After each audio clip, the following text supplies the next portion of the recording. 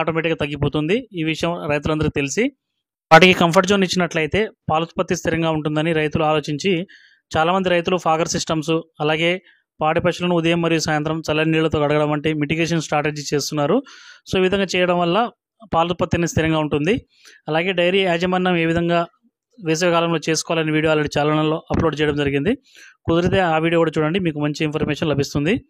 So ముఖ్యంగా heat stroke వడదెబ్బ చూసినట్లయితే పాడి పశువుల్లో ఏ విధంగా లక్షణాలు ఉంటాయనే విషయాన్ని ప్రతి పాడి రైతు ఖచ్చితంగా తెలుసుకుని ఉండాలి. ఎందుకంటే హీట్ స్ట్రోక్ వల్ల పాడి పశువు చనిపోయే అవకాశం ఉంది. ఒక పాడి పశువు చనిపోయినట్లయితే రైతుకు 1 లక్ష నుంచి 2 లక్షల వరకు లాస్ వచ్చే అవకాశం ఉంది. కాబట్టి హీట్ స్ట్రోక్ ఏ విధంగా లక్షణాలు ఉంటాయని రైతు ఖచ్చితంగా తెలుసుకోవాలి. అలాగే ఎటువంటి ప్రథమ చికిత్స చేసుకోవచ్చు, అలాగే వైద్యం ఏ విధంగా చేయించాలి డాక్టర్ తోటి అనే విషయాన్ని కూడా మీకు తెలిసినట్లయితే చాలా తొందరగా వాటిని మనం రికవర్ చేసుకునే అవకాశం ఉంటుంది.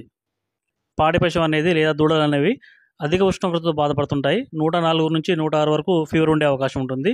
అలాగే నోటి ద్వారా శ్వాస తీసుకుంటాయి. దీన్ని లాబర్డ్ బ్రీతింగ్ అంటారు.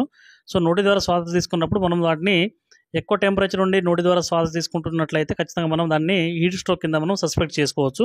అలాగే నోటి నుంచి చొంగ కారుతుంటుంది. ఇది చాలా ముఖ్యమైన సిమ్టమ్ ఇది. అలాగే పాడి పశువు మేత మేయకుండా నీరసంగా ఉంటుంది. ఈ లక్షణాలు చూసినట్లయితే ఈ వేసవి కాలంలో ఖచ్చితంగా దానికి హీట్ స్ట్రోక్ లేదా వడదెబ్బ తగిలిందని రైతు గమనించుకోవచ్చు.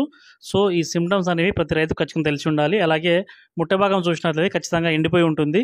అలాగే అలాంటి పాడి పశువులు నెమరు వేయకుండా అలాగే ఒక పక్కన నిలబడి ఉండే అవకాశం ఉంటుంది. ఈ లక్షణాలు రైతు గమనించిన వెంటనే ఖచ్చితంగా కొన్ని ప్రథమ చికిత్సలు చేయాల్సి ఉంటుంది. పాడి పశువుపై చల్లని నీరు చల్లుతుండడం వల్ల పాడి పశువు టెంపరేచర్ అనేది డ్రాస్టిక్గా డౌన్ అయ్యే అవకాశం ఉంటుంది. పాడి పశువు శరీరం నుండి ఎలక్ట్రోలైట్ లాస్ ఎక్కువగా ఉంటుంది కాబట్టి నరానికి ఖచ్చితంగా ఎన్ఎస్ కానీ డిఎన్ఎస్ వంటి ఎక్కించాల్సి ఉంటుంది. అలాగే జ్వరం తగ్గించడానికి కంపల్సరీగా రైతు మెలాక్సిక్యామ్ మరియు పారాసిటమాల్ వంటి ఇంజెక్షన్లను కండకి వేయాల్సి ఉంటుంది. ఎప్పుడైతే పాడి పశువు ఈ విధంగా ఒత్తిడికి లోనై ఈ వడదెబ్బకు తగిలే అవకాశం ఉంటుందో శరీరంలో ఉండే చెడు బ్యాక్టీరియా అపరాయాన్ని తీసుకొని పాడి పశువుకి ఇంకా ఇబ్బంది పెట్టే అవకాశం ఉంది. కాబట్టి రైతులు ఖచ్చితంగా ఒక యాంటీబయాటిక్ ఇంజెక్షన్ని కండకు వేయాల్సి ఉంటుంది. ఎప్పుడైతే పాడి పశువులు ఈ విధంగా ఇబ్బంది పడుతుంటాయో అరల పుట్టలో ఉండే చెడు బ్యాక్టీరియా ఎక్కువగా ఉండడం వల్ల బి కాంప్లెక్స్ ప్రొడక్షన్ ఆగిపోతుంది. సో ఈ బి కాంప్లెక్స్ ప్రొడక్షన్ ఆగిపోయినప్పుడు పాడి పశువుకు నర్వ్ వీక్నెస్ అని రావచ్చు, లేదా కొన్నిసార్లు నర్వస్ సిమ్టమ్ చూపించే అవకాశం కూడా ఉంది. కాబట్టి ఖచ్చితంగా బి కాంప్లెక్స్ ఇంజెక్షన్లను ముఖ్యంగా ట్రైబివట్ లాంటి కండకు వేసినట్లయితే చాలా తొందరగా రికవర్ ఉండే అవకాశం ఉంటుంది. సో రైతులు గుర్తించాల్సిన ముఖ్యమైన విషయం ఏంటంటే పాడి పశువు ఇంత హై టెంపరేచర్తో బాధపడుతున్నప్పుడు ఒకేసారి చల్లని నీరు పోయడం వల్ల పాడి పశువు ఇబ్బంది పడే అవకాశం ఉంది. కాబట్టి దీని ఒక ప్రొసీజర్ ఫాలో కావాల్సి ఉంటుంది. ముఖ్యంగా ఒక 15 మినిట్స్ స్ప్రింకిల్ చేయాలి, ఒక 5 మినిట్స్ గ్యాప్ ఇవ్వాలి. ఇలా గ్యాప్ ఇచ్చినట్లయితే పాడి పశువు తన శరీర ఉష్ణోగ్రతని ఖచ్చితంగా మెయింటైన్ చేసుకునే అవకాశం ఉంటుంది. సో ఎప్పుడైతే మనం ఇంజెక్షన్స్ అన్ని వేసేస్తామో ఈ ఎర్రల పొట్టలో డైజెషన్ ప్రాసెస్ ఆగిపోయింది. కాబట్టి ఖచ్చితంగా మనం ప్రోబయాటిక్స్ ఇవ్వాల్సి ఉంటుంది.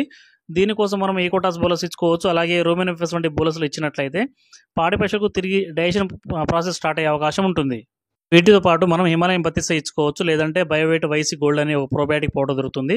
అవి ఇచ్చినట్లయితే ఖచ్చితంగా అవి తొందరగా రికవర్ అయ్యే అవకాశాలు ఉంటాయి. సో ఈ విధంగా మనం పాడి పశువు కనుక హీట్ స్ట్రోక్కి ఇబ్బంది పడుతున్నట్లయితే ఈ విధంగా మనం ట్రీట్మెంట్ చేసినట్లయితే ఖచ్చితంగా యానిమల్ అనేవి రికవర్ అయ్యే అవకాశం ఉంటుంది.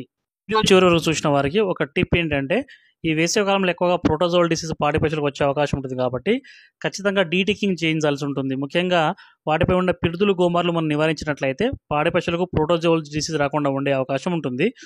సో ఈ వీడియో ఇక్కడ చూడడం వల్ల మీకు కొంత ఇన్ఫర్మేషన్ వచ్చిందని అనుకుంటున్నాను. ఈ వీడియో మీకు ఇన్ఫర్మేటివ్ అనిపించినట్లయితే ఖచ్చితంగా ఒక లైక్ అయితే చేయండి. అలాగే ఛానల్ ఎవరైనా కొత్తగా చూస్తున్నట్లయితే ప్లీజ్ సబ్స్క్రైబ్ ద ఛానల్.